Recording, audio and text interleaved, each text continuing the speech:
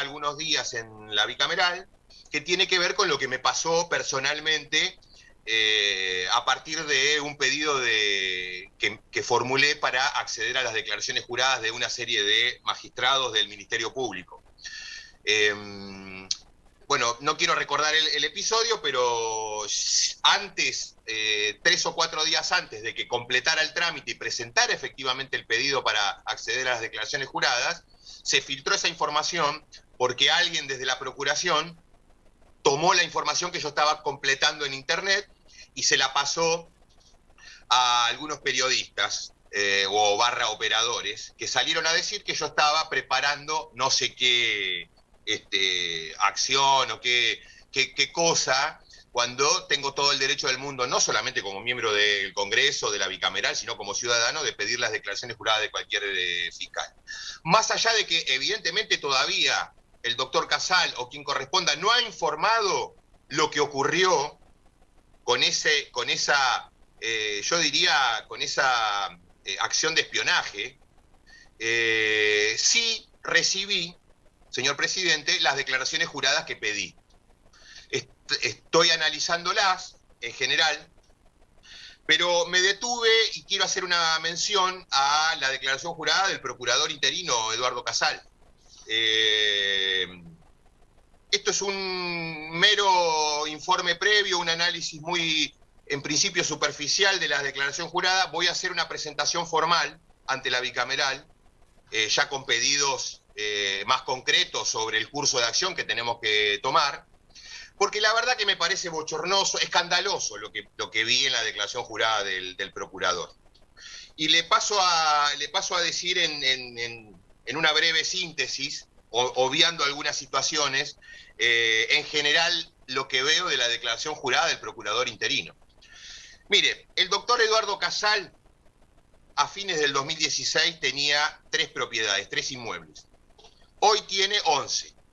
Esas 8 propiedades que sumó a partir prácticamente de su designación como procurador interino o de su asunción como procurador interino, aparentemente está justificada en cuestiones de herencia.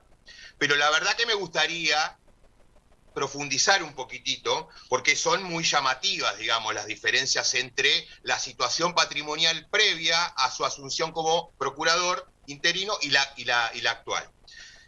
Para que se entienda, a fines de 2016 declaró una casa de 430 metros cuadrados en Olivos, un departamento de 60 metros cuadrados en la ciudad de Buenos Aires y un local de 37 metros cuadrados en Olivos.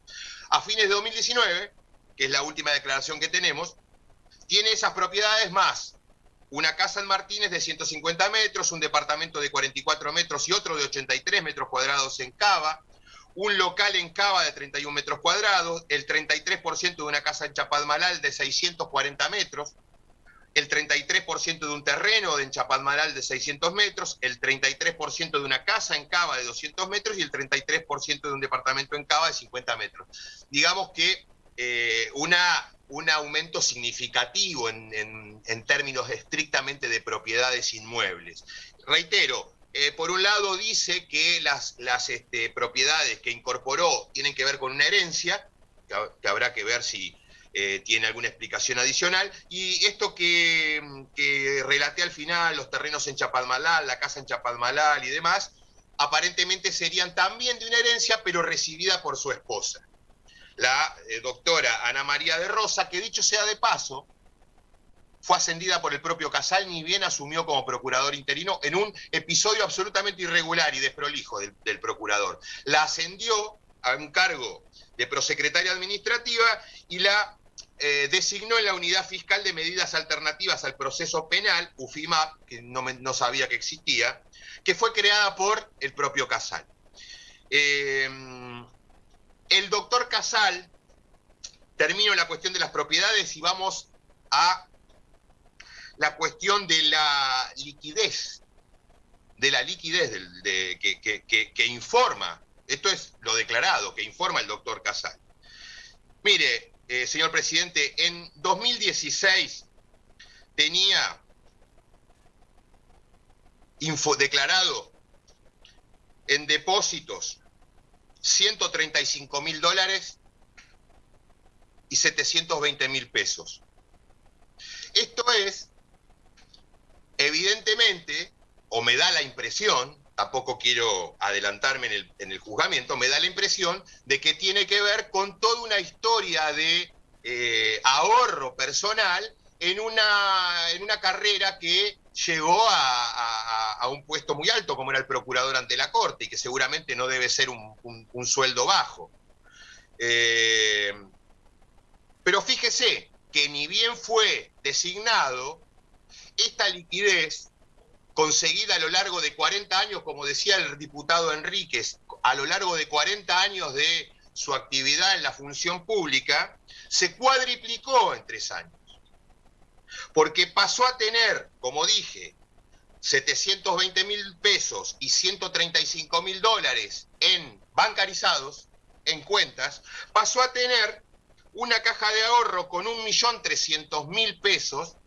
Estoy haciendo números redondos, los números son inclusive un poco superiores. 1.300.000 pesos, es decir, medio millón de pesos más. Y fíjese esto, una caja de ahorro por 8.000 dólares y dólares cash, es decir, en una cuenta de seguridad, en el colchón, vaya a saber cuánto, de 430.000 dólares. Es decir, pasó de tener 135.000 dólares en diciembre de 2016, cuando presentó esa declaración jurada, 3 años después tiene 440.000 dólares. Lo peor de todo es que lo sacó en 2019 del banco, que yo no sé si habrá tenido que ver con, habrá que ver en qué momento lo saca, si habrá tenido que ver con la derrota electoral del macrismo, si se habrá asustado, vaya a saber qué pasó. Ahora, durante 40 años acumuló, vamos a ponerle, vamos a entender o vamos a suponer que acumuló durante 40 años de una función judicial 135.000 dólares y en el lapso de 3 años llevó esa cifra a 440.000 dólares. La verdad que me parece difícil de justificar con sus ingresos esta situación, porque la verdad que no debe haber mucha diferencia entre lo que cobraba como salario como procurador ante la Corte que como procurador general interino. Seguramente debe haber algún aumento, pero no me parece que haya sido un aumento significativo o suficiente de justificar estos números que estoy diciendo. Porque fíjese que en 3 años, si estamos hablando el cálculo que hago yo, es que en 3 años compró un promedio de 8.400 dólares por mes. Una capacidad de ahorro absolutamente delirante para cualquier argentino. Esto implica, a números de hoy, 1.380.000 pesos por mes que destinaba a la compra de dólares. La verdad que me parece difícil de justificar esta cuestión. Ahora, lo peor de todo, si hay algo peor que esto, tiene que ver con las acciones que tiene. Vamos al análisis de las acciones. El doctor Casal declara acciones en 15 empresas que pasaron de valer en 2016 2 millones de pesos a lo que valen hoy 6 millones de pesos. Entre esas acciones, tiene acciones en Pampa Energía, Edenor, Telecom, Sociedad Comercial del Plata, Banco Macro, Citigroup, General Electric, Ternium, Indupa, Aluar, Petrobras Argentina y Petrobras Brasil. Es decir, no cualquier empresa. La verdad que no tengo todavía la certeza de si es compatible o no este tipo de actividad con su función pública. Debería estudiarlo con un detalle y por eso voy a hacer el análisis más profundo en la presentación que voy a hacer ante la bicameral. Lo que no tengo ninguna duda es que el doctor Casal debió haberse excusado en intervenir en situaciones, en demandas, en juicios en donde aparecen estas compañías mencionadas. Y le voy a dar un par de ejemplos. En el 3 de octubre de 2018, el doctor Casal firma un dictamen presentado ante la Suprema Corte en una causa en donde unos ciudadanos promovieron demanda contra Edenor Sociedad Anónima. Intervino dictaminando a favor de la compañía que quería que la demanda se radicara en la justicia federal y no en la justicia común como plantearon los actores. También intervino en el desplazamiento del fiscal Gabriel de Bedia de la UFICES, que era la Unidad de Investigaciones de Seguridad Social, luego que denunciara a Basavilbaso por irregularidades en la administración de los fondos de garantía, en los fondos de pensión, el Fondo de Garantía de Sustentabilidad, con acciones de Petrobras y con acciones de Edenor, que generó una denuncia penal del fiscal de Bedia, que fue radicada en el juzgado de Bonadío y que inclusive llegó el fallecido juez llegó a disponer la indagatoria de Basavilbaso, el titular de ANSES. El doctor Casal desplazó a de Bedia de esa unidad fiscal. Y claramente parte de los motivos tenían que ver con esta actuación del fiscal de Bedia, que claramente también tenía interés personal el fiscal de Bedia. Es decir, señor presidente, que intervino cuando claramente no debía hacer. Ahora, cierro el tema porque me llamó la atención acciones que tiene el fiscal, el procurador Casal, tiene unas acciones en el Standard Chartered Bank, que es un banco inglés que no tiene oficinas en Argentina, solamente tiene un agente de representación. Es decir, no tiene una sucursal donde abrimos, pedimos abrir un depósito o lo que fuera. Me pongo a investigar un poquitito qué es el Standard Bank, o Standard Chartered Bank, y resulta que es uno de los canales habituales para la fuga de divisas en nuestro país. Es uno de los canales habituales para la fuga de divisas de nuestro país. Y no quiero pensar que tener acciones del Standard Chartered Bank implicaría también tener alguna cuenta afuera que no está declarada. No está declarada. El fiscal Casal no tiene, según su declaración jurada, ninguna cuenta afuera. Me llamaría la atención, digamos, ¿no? Tener una cuenta en un banco así. Ahora, justamente, ¿qué encontré?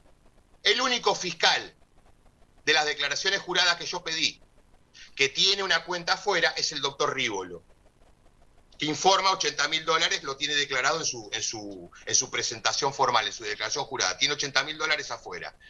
Que dicho sea de paso, intervino en causas de fuga de dinero. Una denuncia mía por Paradise Paper contra Luis Caputo, contra la fuga de divisas, la tramitó el doctor Rívolo. Habría que ver en qué terminó porque nunca tuve información. A ver si esta situación de que él también tiene plata afuera no tendría que haber sido motivo de excusación, de inhibición de Rívolo en esa causa. Pero lo que quiero significar es que me parece muy raro este Standard Chartered Bank. Y voy a profundizar también el pedido de informe porque quiero saber si Rívolo, ¿no será que Rívolo tiene acciones en el estándar?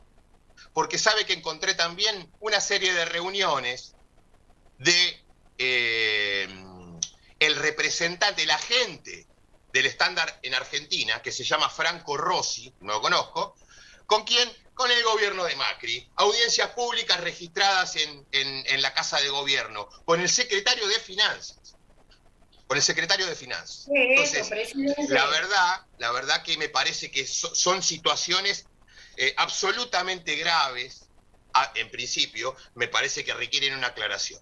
Así que adelanto que voy a hacer esa presentación. Por último, veo que la senadora Elías de Pérez está haciendo señas, tomándose la cabeza, no sé qué quiere decir. Lo que sí recuerdo de la senadora de Pérez es que ella hostigaba a Gil Carbó, como ella dice ahora que no hay que hostigar a Casal. Ella tomó la bandera de cargarse a Gil Carbó cuando integraba la Comisión Bicameral de Ministerio Público, cuando la procuradora era la doctora Gil Carbó. Que dicho sea de paso, acordémonos, esa sí fue víctima de hostigamiento, ella sí fue una víctima de extorsión, ella sí fue víctima de armados de causas penales y de algunos canallas que publicaron los teléfonos celulares de